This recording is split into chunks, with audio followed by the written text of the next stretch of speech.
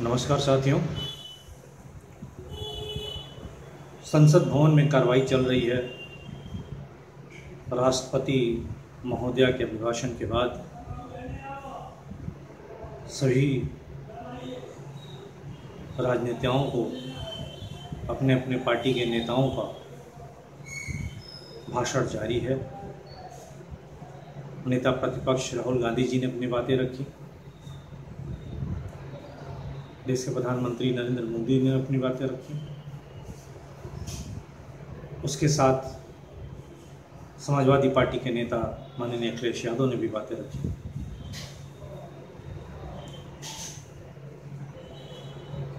India गठबंधन में एक मजबूत साथी के रूप में उत्तर प्रदेश से जो समाजवादी पार्टी की जीत हुई है वो शायद लोकसभा के अंदर इतनी बड़ी जीत पहली बार हुई है। माननीय मुलायम सिंह यादव जी के भी ज़माने में लोकसभा की इतनी सारी सीटें समाजवादी पार्टी कभी जीत नहीं पाई थी, लेकिन इस बार महागठबंधन होने की वजह से दूसरी क्षेत्रीय पार्टियां, Indian national Congress, Samajwadi party और छोटे क्षेत्रीय दलों के साथ, वाम दलों के साथ जो महागठबंधन बना, उस महागठबंधन की जीत में समाजवादी पार्टी एक बड़े पार्टी के रूप में उभर के आई। इस पूरे लोकसभा में जो सबसे अहम और महत्वपूर्ण लोकसभा सीट रही वो अयोध्या की रही, और कहीं न कहीं अयोध्या में समाजवादी पार्टी की जीत से भारतीय जनता पार्टी को एक करारा तमाचा पड़ा है। भारतीय जनता पार्टी और आरएसएस को एक करारा हार का मुंह देखना पड़ा है। देश के प्रधानमंत्री नरेंद्र मोदी, अमित शाह जैसे नेताओं को एक जोर का झटका अयोध्या से मिला है। जिस भगवान राम के नाम पर पिछले 30-40 वर्षों से राजनीति कर रहे हैं, भगवान राम की मूर्ति को लेके, भगवान राम के मंदिर को लेके जो इन्होंने शिलान्यास का नाटक ड्रामा किया, भगवान राम के नाम को जो इन्होंने बेचा, अर्धनिर्मित मंदिर का उद्घाटन किया, इन सभी चीज़ों से, इन सभी बातों से नाराज होकर भगवान राम, श्री राम जी ने अयोध्या की सीट समाजवादियों को दे दिया और भारतीय जनता पार्टी को अयोध्या से हराने का काम किया।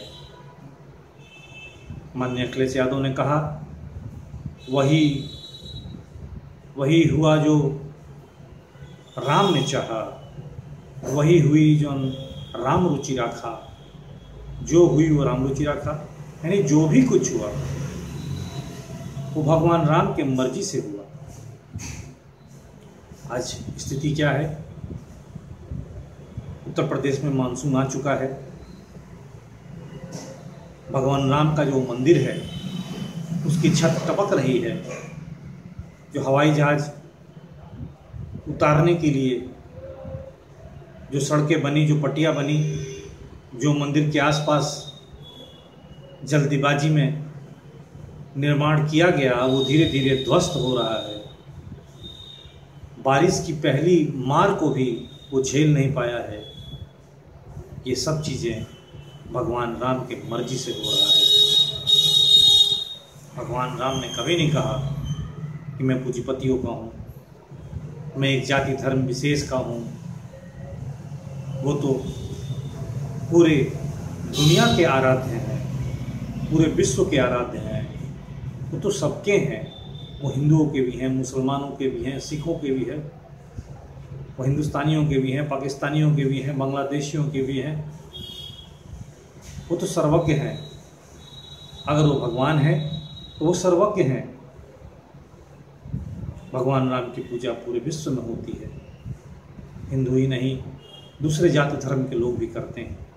और ये साबित हो गया है इस चुनाव में कि जिस तरह से भगवान राम को के नाम पर इन 10 सालों में भारतीय जनता पार्टी और आरएसएस के लोगों ने भारतीयों के साथ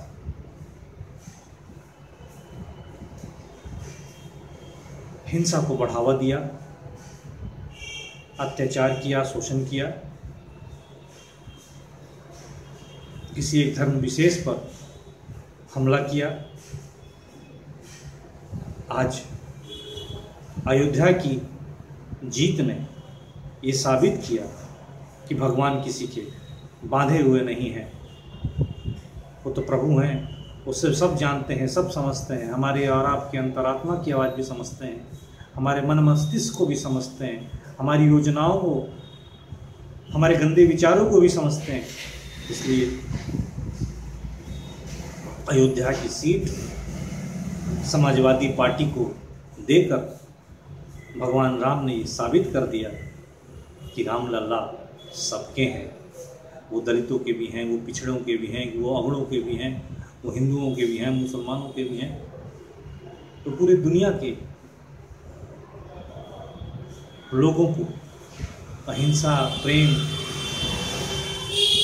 और जात पात, ऊंच नीच से ऊपर उठ के आध्यात्म को, शांति को बढ़ावा देने वाले, समर्थन देने वाले, प्रचार प्रसार करने वाले, मर्यादा में रहने वाले मर्यादा पुरुषोत्तम भगवान श्री राम हैं। लोकसभा के इस अपने पहले भाषण में भगवान राम के चित्रण को अखिलेश यादव जी ने बहुत ही गंभीरता से, सुंदरता से और विश्वास के साथ उठाया। और अयोध्या के उस सांसद को भी धन्यवाद दिया कि लोकतंत्र में विश्वास रखने वाले लोगों ने, भगवान राम में विश्वास रखने वाले लोगों ने अयोध्या से समाजवादी पार्टी को जीत दिलाई। यह एक सबसे महत्वपूर्ण बात है। धन्यवाद।